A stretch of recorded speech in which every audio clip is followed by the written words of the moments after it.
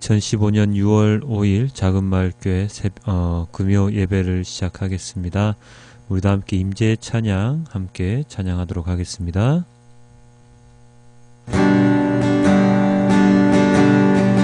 우리도 함께 전능하신 나의 주 하나님을 우리 함께 찬양합니다.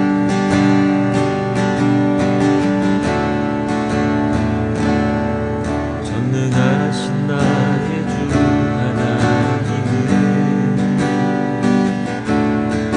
못하실 일 전혀 없네. 우리의 모든 간구도 우리의 모든 생각도 우리의 모든 꿈과 모든 소망도 진실하신 나의 주 하나님은 우리의 모든 괴로움 바꿀 수 있네. 불가능한 일 행하시고 죽은 자를 일으키시는 그를 이길 자 아무도 없네. 주의 말씀을 지하여 깊은 곳에 그물 얹어 오늘 그가 놀라운 일을 이루시는 주의 말씀 의지하여 믿음으로 그물 얹어 믿는 자에게 눈치 못한 없네. 우리 한 번 더 고백합니다. 전능하신 나의 주 하나님은 눈치 못하실 일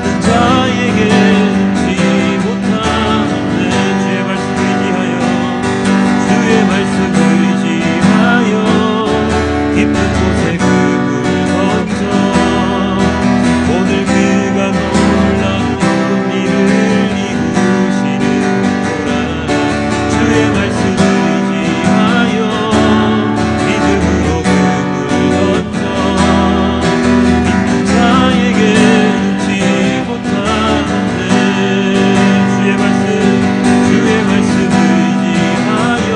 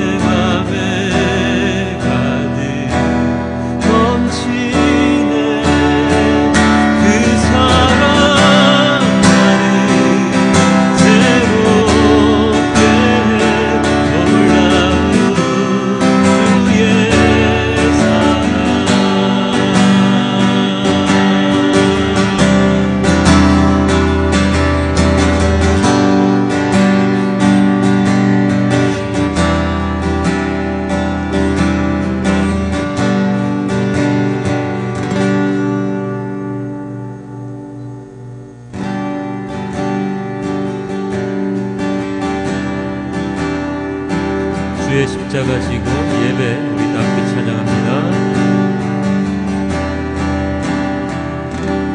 주의 십자가 지고 나 그곳에 가리니 모든 땅의 끝이 기근이라도 주님 그곳에 나 보내셨으니 주님의 뜻 구하며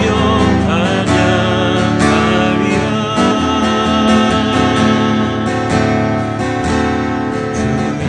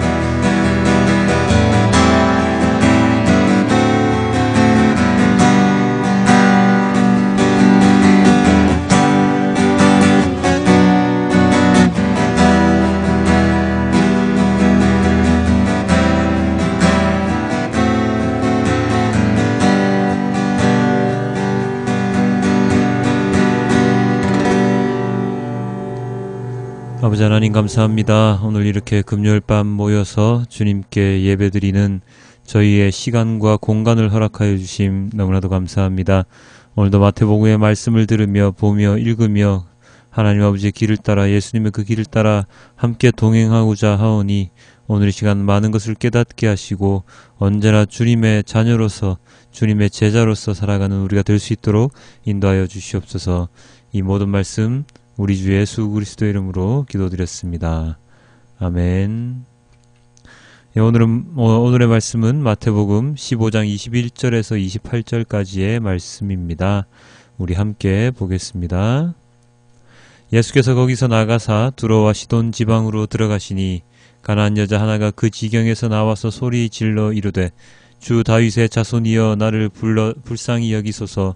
내 딸이 흉악하게 귀신 들렸나이다 하되 예수는 한 말씀도 대답하지 아니하시니 제자들이 와서 청하여 말하되 그 여자가 우리 뒤에서 소리를 지르오니 그를 보내소서. 예수께서 대답하여 이르시되 나는 이스라엘 집에 잃어버린 양 외에는 다른 데로 보내심을 받지 아니하였노라 하시니 여자가 와서 예수께 절하며 이르되 주여 저를 도우소서. 대답하여 이르시되 자네의 떡을 취하여 개들에게 던짐이 마땅하지 아니하니라.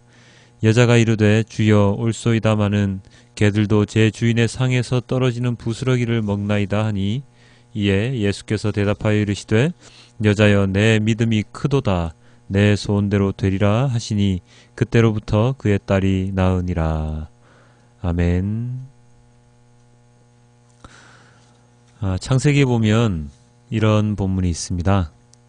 야곱이 형 에서의 장자권을 탈취하다시피 해서 가지고 외삼촌 라반의 집으로 피신을 하지요. 거기서 20년간 일을 해서 2명의 부인과 가족들 그리고 많은 재물을 가지고 야곱은 고향으로 돌아가게 됩니다. 그러나 고향으로 돌아가는 그 길 가운데 마음속으로 걸리는 것이 있었습니다. 그것은 바로 고향으로 돌아갔을 때의 형 에서의 반응이 어떨까 하는 것입니다. 야곱은 분명히 생각했습니다. 에서 형이 나를 죽일 것이다. 그래서 야곱은 이렇게 하나님께 간구합니다. 창세기 32장 11절인데요. 내가 주께 간구하오니 내 형의 손에서 에서의 손에서 나를 건져내시옵소서. 내가 그를 두려워함은 그가 와서 나와 내 처자들을 칠까 겁이 나기 때문이니다. 그러면서도 마음이 두려워서 그는 무리를 나누어 자신의 무리가 가장 마지막에 가도록 진을 짭니다. 그러던 중에 야곱이 야복나루를 건널 때에 누군가와 씨름을 하게 되지요. 야곱은 그 씨름을 끝까지 포기하지 않았습니다. 상대방이 아이고 내가 졌다 라고 얘기했음에도 불구하고 야곱은 그를 놓아주지 않습니다. 32장 26절입니다. 그가 이르되 날이 세려하니 나로 가게 하라. 야곱이 이르되 당신이 내게 축복하지 아니하면 가게 하지 아니하겠나이다. 마침내 상대는 이렇게 이야기합니다. 그가 이르되 내 이름을 다시는 야곱이라 부를 것이 아니요 이스라엘이라 부를 것이니 이는 내가 하나님과 및 사람들과 겨루어 이겼음이니라. 오늘 우리가 읽은 본문은 예수님의 이방인에 대한 사역 이야기입니다. 예수님은 한적한 곳으로 가셔서 쉬기를 원하셨으나 사람들이 그냥 놔두질 않지요. 그 한적한 곳이 바로 두로와 시돈입니다. 어쩌면 쉬기를 위함이 아니라 이방 땅에 복음을 전하시려는 목적이 있으셨을지도 모릅니다. 그곳에서 예수님을 따라다니는 많은 사람들 중에 한 여인이 등장하는데요. 그 여인은 가나안 여인, 마가복음에는 그 수로보니게 여인으로 표현되는데 가나안이든 수로보니게든 다 이방 지역 여인임을 나타냅니다. 이 이방 여인은 성경에서 상징하는 바가 많습니다. 첫 번째로 이방인들은 유대인들에게 사람 취급을 받지 못하던 사람들입니다. 오늘 본문에도 나오지만 개처럼 동물처럼 취급을 받거나 접촉하면 안 되는 사람처럼 취급을 받지요. 거기다가 오늘의 주인공은 여인입니다. 유대인들에게 여인, 즉 여성은 기본적인 권리가 보장되지 못하는 신분입니다. 우리나라도 유교적인 풍습 때문에 여인들에게 많은 제약이 따랐던 것처럼 이 시대 유대 여인들에게도 많은 제약이 따랐습니다.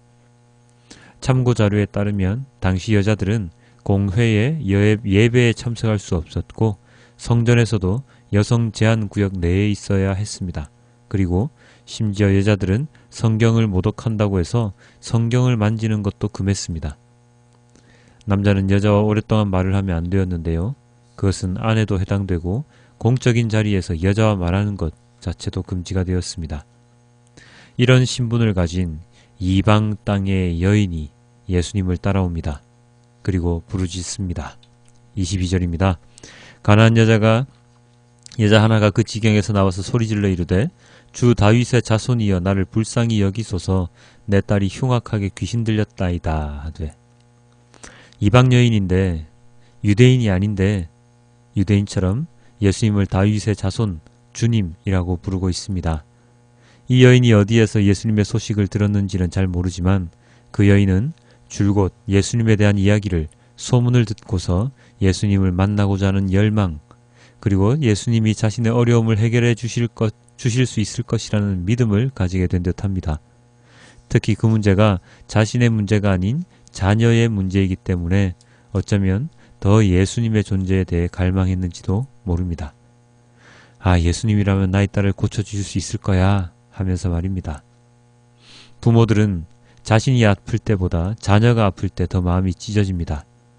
어린아이들의 아픈 모습을 간혹 TV를 통해 보게 되면 모든 이들이 함께 아파하는 이유가 바로 다들 자녀의 아픔에 대한 부모의 절실함을 알고 있기 때문일 것입니다. 가나안 여인은 딸의 귀신 들림 때문에 고통을 받고 있었습니다. 그리고 자신이 사는 지방으로 예수님께서 오셨다는 소식을 듣고 한 걸음에 달려가 여인이라는 신분도 망각한 채, 이방인이라는 신분도 망각한 채 예수님께 소리를 지릅니다. 딸 좀 살려주세요. 저를 불쌍히 여겨주세요. 그러나 이런 간절한 부르짖음에 예수님께서는 아무런 말씀을 하지 않으십니다.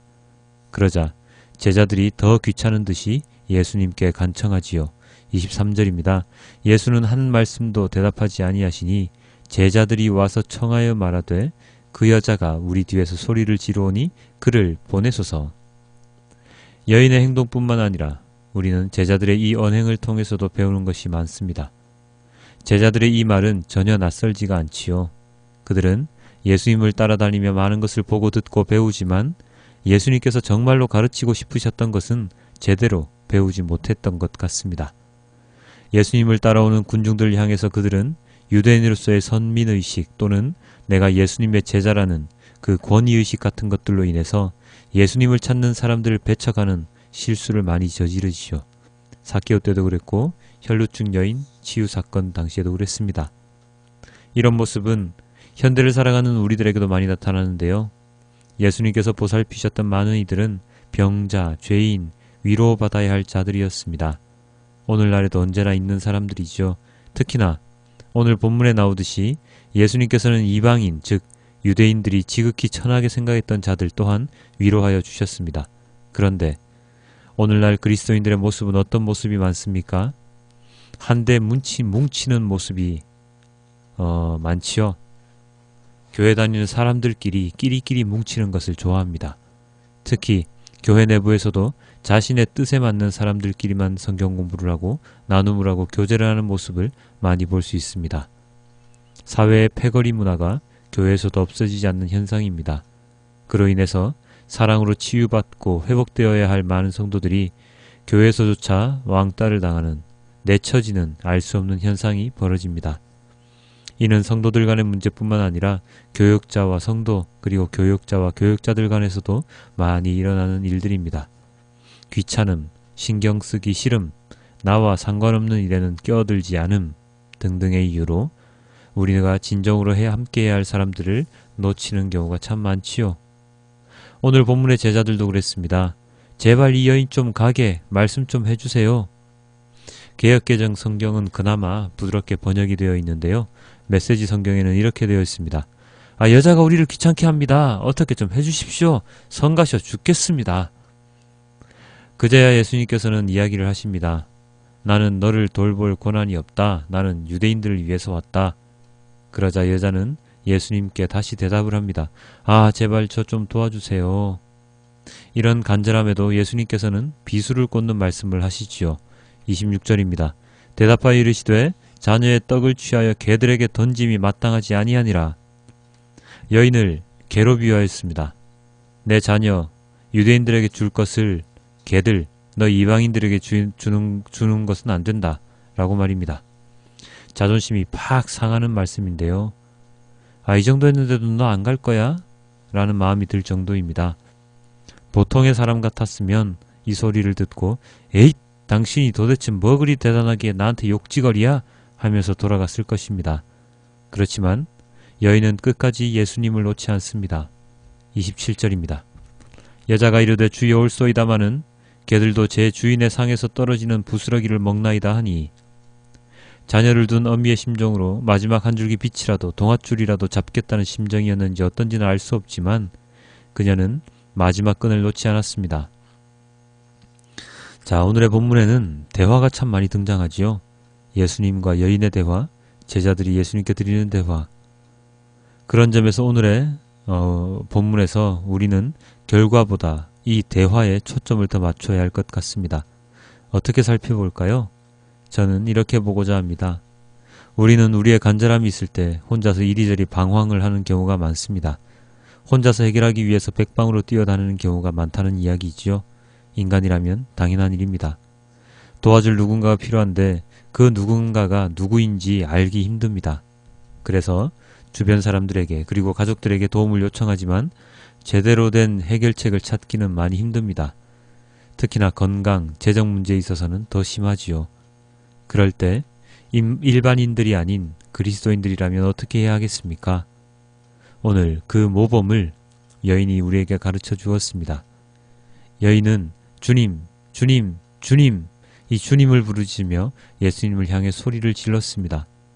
예수님과의 소통을 위해서 어느 누구의 눈도 두려워하지 않았지요. 오직 자녀의 구원, 귀신 들림을 고치는 데에 초점을 맞추었고 그것을 해결해 주실 수 있는 정확한 분을 찾아 간구하였습니다. 마찬가지입니다. 우리들 또한 우리가 가진 문제점, 어려움, 고난을 직시하고 모든 것의 해결자를 제대로 찾아가야 합니다. 바로 하나님이시죠. 그리고 하나님께 부르짖어야 합니다. 주님, 주님, 주님, 저를 구원하소서, 저를 봐주십시오 라고 말입니다. 그리고 예수님과 여인이 몇 차례 대화를 오고 갔듯이 우리도 하나님과의 대화를 하기 위해 노력해야 합니다. 그 대화가 무엇이지요? 바로 기도와 말씀 묵상입니다. 흔히 초신자들, 이제 막 믿기 시작한 사람들의 기도 응답을 하나님께서 잘 해주신다고 말을 합니다. 그리고 신앙을 가지면 가질수록 기도 응답을 잘 못 받는다고 이야기를 하는데요. 하나님께서 초신자, 중신자, 고신자를 따로 분류해서 답을 주실까요? 아닙니다. 초신자는 지금 막 믿기 시작한 사람들은 간절함이 더하기 때문일 것입니다. 회심해서 하나님께로 돌아오는 진실한 신자들은 고난 가운데서 많이 생겨납니다. 감당하지 못할 아픔, 어려움으로 인해서 기댈 곳이 마지막 하나님밖에 없기 때문에 아주 간절한 기도를 드릴 수밖에 없지요. 그래서 하나님께서는 그 간절함을 들어주십니다. 그러나 초신자 딱지를 떼고 나면 조금 안다 싶으면 요령이 생깁니다. 기도하는 방법도 알게 되고 어떻게 기도하면 응답이 잘 된다고 하는 공식 아닌 공식 같은 것을 나의 마음에 새기게 됩니다. 그러면 그것은 진실한 간절한 기도가 아니라 외식적인 기도로 빠지기 쉽습니다. 하나님은 외식적인 것은 모든 것을 싫어하십니다. 그러니 초신자를 벗어난 사람들은 기도 응답을 받기가 힘들어지는 것입니다. 우리는 오늘의 본문 가운데 나타난 여인의 모습을 통해서 동일하게 우리들도 그와 같이 하나님께 기도드리고 교제를 가져야 함을 배워야 합니다. 우선은 부르짖어야지요. 그리고 간절함이 있어야 하고 주님에 대한 하나님에 대한 믿음이 있어야 합니다. 간절한 믿음이 있어야 합니다. 그 부분을 우리는 놓치는 경우가 많습니다. 아이고 기도 들어주실 거면 들어주시고 아니면 말고요 하는 식의 기도가 아니라 주님에 대한 굳건한 믿음, 이 문제를 해결해 주실 것이라는 그 해결은 사람의 시각에서의 해결이 아닌 주님의 방법으로 계획을 해결해 주시라는 믿음으로 하나님께 부르짖어야 합니다. 주님의 방식은 궁극적으로 사람을 구원하는 방식이십니다. 내가 잠시 고난에 빠지더라도 그것은 나를 단련시켜서 구원에 이르게 하시려는 목적이기 때문에 내가 잘못된 선택을 하지 않도록 하나님께서 울타리 안에서 보호해 주심을 잊지 말아야 합니다.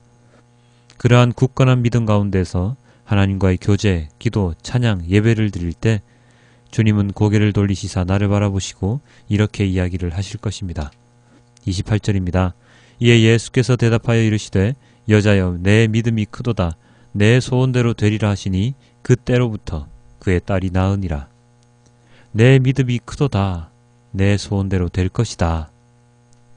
제자들에게 작은 믿음 가진 자들아, 믿음 없는 자들아 라고 소리치던 예수님께서 이 여인에게는 큰 믿음을 가졌다고, 방금 전까지 개 취급을 하시던 예수님께서 온화한 모습으로 그녀의 딸을 살려주시는 기적을 베풀어 주셨습니다. 그 이유는 그 여인의 큰 믿음을 보셨기 때문입니다.